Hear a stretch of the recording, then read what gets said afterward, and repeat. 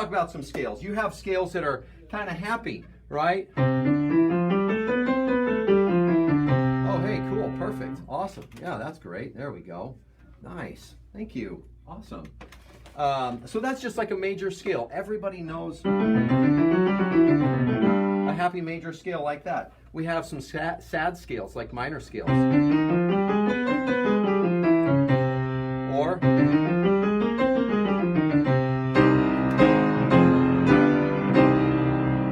minor scales. We have some very different scales also, like a kind of like a Middle Eastern scale.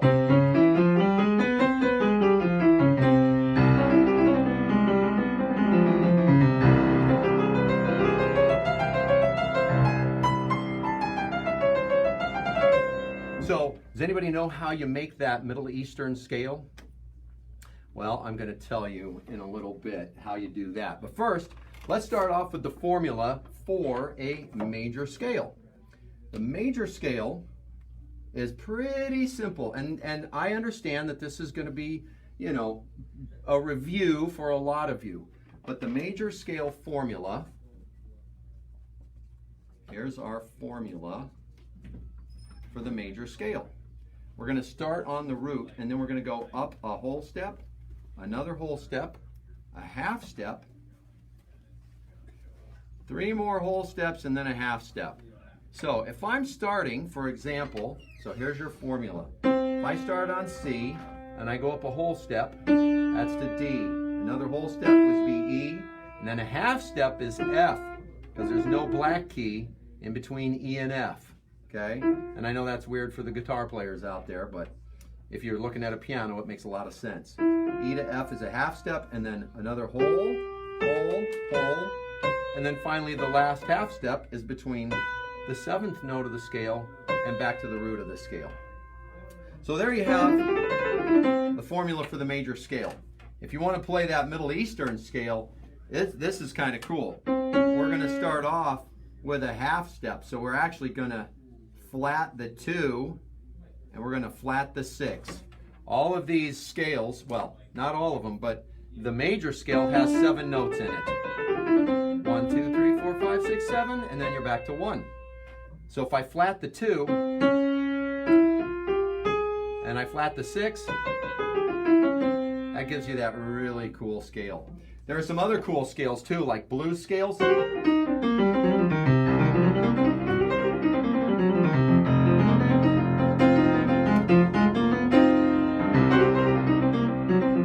That one doesn't have 7 notes in it. That one only has 6. And then you have pentatonic scales, which is something that guitar players talk about all the time. And a really cool way to demonstrate a pentatonic scale on the piano. Anybody have any idea how many notes are in a pentatonic scale?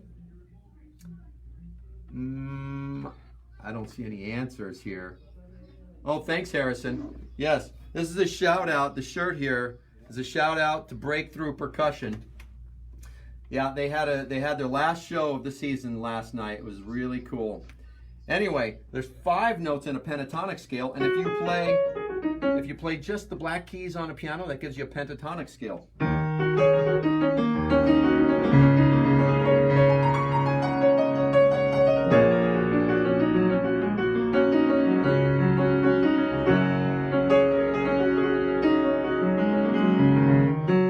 All right, well, we're going to come back to the piano in just a little bit, and we're going to talk about some really cool things you can do when you're practicing the scales, okay? Because I know it can be really boring just to, do this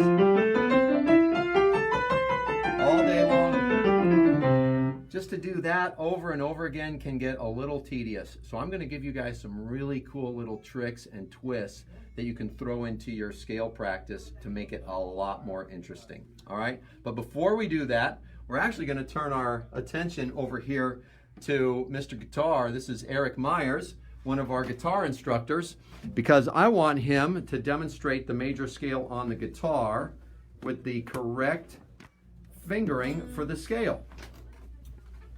How's that? Perfect. Okay. Hi, everybody. So let's go back over that major scale. Let's stick to the key of C for now, because that's what Kirk did. We'll give you a major scale, the correct fingering, And of course, as on the piano, there are a lot of different places to play it, but let's play it up here on the 8th fret so we can go all the way kind of to the highest notes in this position on the guitar. So just as Kirk said,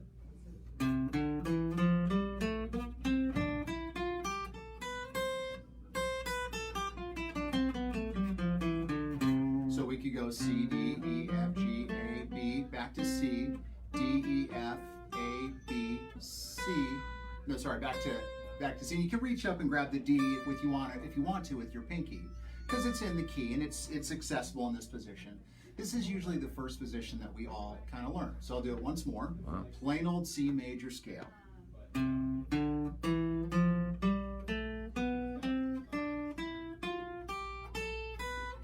grab the D if you want to, but back down to C. Okay, so then Kirk also talked about minor and pentatonic. And as he said, guitar players kind of live in pentatonic, and with good reason. It's just very user-friendly on the guitar, and because we play a lot of blues and a lot of rock and all kinds of things, pentatonic is very useful. So let's stick with the key of C, but I'm going to play the A minor pentatonic scale because it is the same as the C major pentatonic scale.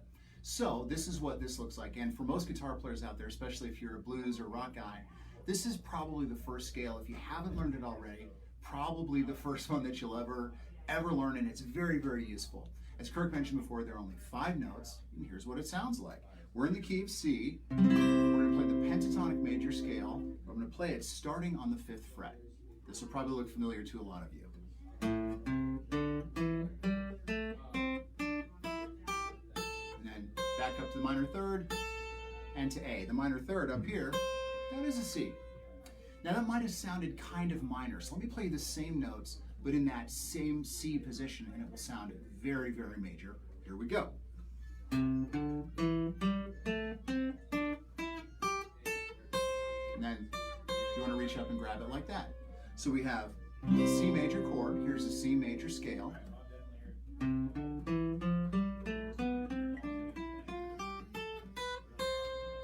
Here's the pentatonic major scale. And then, if you want, but we can also play it in a different position, and here's that position again because it's very user-friendly. I'll start on the C this time, and it'll sound a lot more major.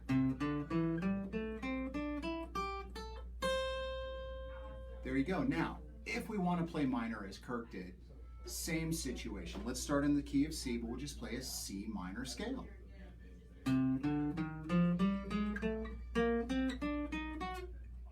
Let me start that one again. That was awful. I was looking up instead of down.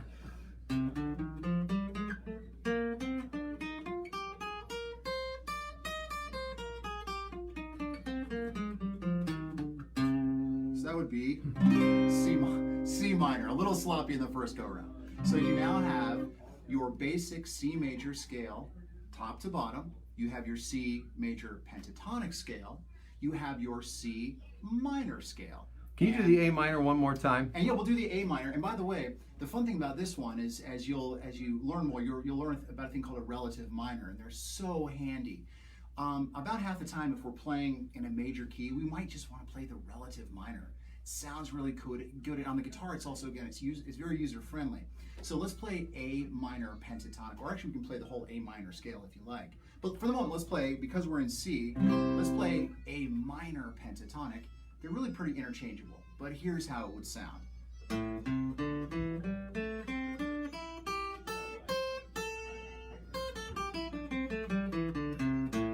Can you walk us through that real slow? Yeah, so let's go through it real slow.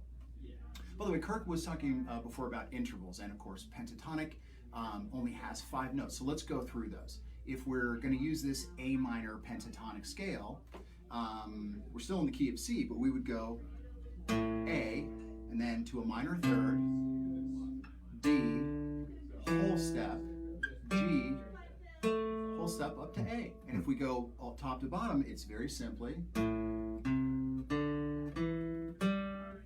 back at A, so let's start over. There's A, and then finally, we resolve back to C. Wow, awesome. All right, cool. Well, thank you very much for that little tutorial. Hope that helps. Okay, say goodbye to Eric for now. Now we're going to turn back to the piano and talk about a couple of cool things that you can do with your scale practice. All right. First idea when it comes, well, first of all, let's talk about the fingering for a major scale for your right hand. We're just gonna, just as simple as it can be. So if I start on C, and I'm just gonna go up the white keys because that happens to be the key of C. So it's C, D, E with 1, 2, 3. C, D, E, and then your thumb is gonna cross under to F, G, A, B, C.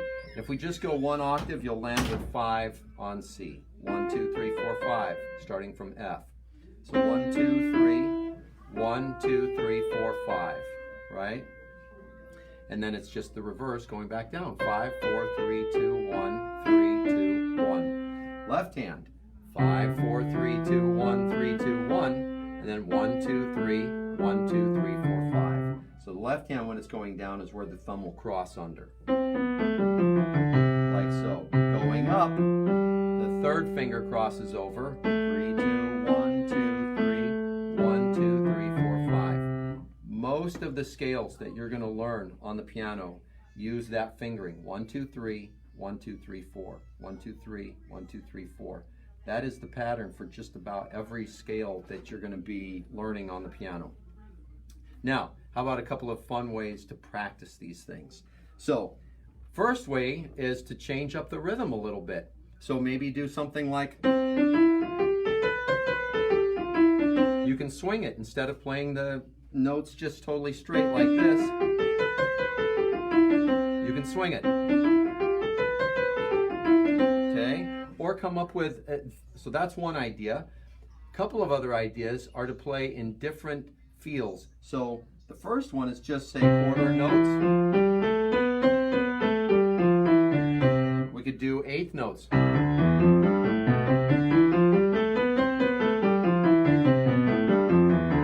So, and then if you want to get a little bit more advanced, you can do triplets and sixteenths, accenting each downbeat. So for example,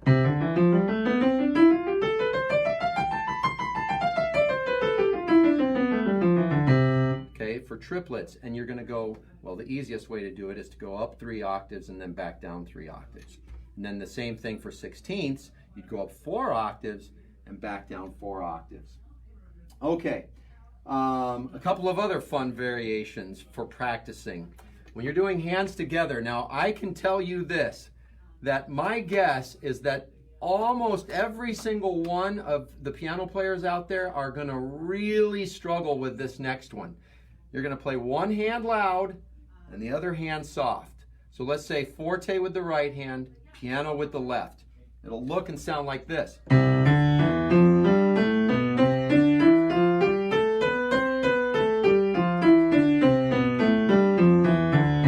Okay, pretty much all you could hear was my right hand because my left hand was so soft. And then you reverse it, do the left hand forte and the right hand piano. I challenge you to try that, and my guess is that most of you are actually going to have a really hard time even playing the first note at different volumes, right hand versus left hand. So there's your first little challenge. The next challenge is to play one hand staccato and the other hand legato. So you're going to play, let's say, the right hand staccato while the left hand plays legato. If you don't know what that means yet, you're probably actually not ready to start playing scales hands together. But staccato is like that, detached, very short and detached. Legato, meanwhile, is smooth and connected, like that. So,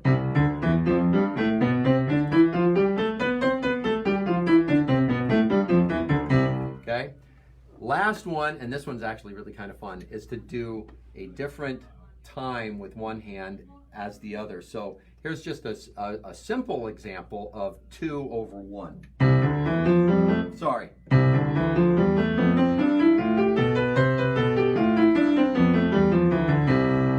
Okay, so that's kind of fun. And then reverse it up where the left hand's playing 2 while the right hand's playing 1. All right. So just a couple of really cool, fun little variations there. Hey, Christy. All right, I'm going to try not to embarrass myself here too much in front of Dr. Christy. All right, last thing for today. So there are some variations on scales. Knock yourselves out. Let's see who can learn the most scales in the next couple of weeks while we're on this extended spring break. All right, that'll be part of our practice-a-thon. So speaking of the practice-a-thon, you want to start keeping track today of all the minutes and hours that you spend practicing over the next couple of weeks, because there are going to be prizes for everybody. There will be milestones to hit. So say, for example, at 100 minutes of practice and then 200 and so on. We're going to have prizes for everybody, and then there will be some really good prizes for the kids that, you know, are at the top of the heap. Last thing I want to finish with, as I promised in the email, is the parable of painting the wall. So each day this week, I think we're going to have a parable that I'd like to share with you. This one is called Painting the Wall. And let's say I need to paint this wall. So here I've got my paintbrush, as you can see, and I need to paint this wall. So I think what I'm going to do is I'm going to start up here in the top corner, and I'm just going to start painting from the corner all the way down, and then I'm going to keep going, and eventually I'll have the entire wall painted. And then I stand back and I say, oh wow, looks like there's a few spots I missed. I'm going to have to, darn it, I missed a few spots. Well, I had so much fun painting this wall yesterday. I think I'm just going to paint the whole thing all over again, and hopefully I'll get those spots I missed yesterday.